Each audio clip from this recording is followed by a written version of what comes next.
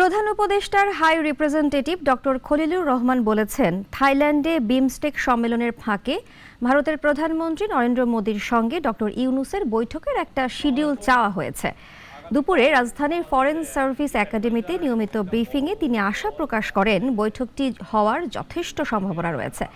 Doctor Khalilur Rahman বলেন, দক্ষিণ এশিয়ার শীর্ষ নেতাদের অংশগ্রহণে থাইল্যান্ডে বিমস্টেকের ষষ্ঠ শীর্ষ সম্মেলনে যোগ দিতে কাল সকালে ব্যাংককের উদ্দেশ্যে রওনা দেবেন অন্তর্বর্তীকালীন সরকারের প্রধান উপদেষ্টা ডক্টর মোহাম্মদ ইউনূস।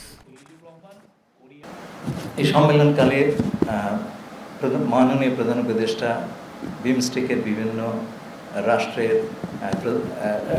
সরকারের প্রধানদের সঙ্গে আলোচনায় দ্বিপাক্ষিক বৈঠক করবেন। এছাড়াও উনি দুটি অ্যাগ্রিমেন্ট এবং এমওইউ সাইনিংয়ের সময় উপস্থিত থাকবেন।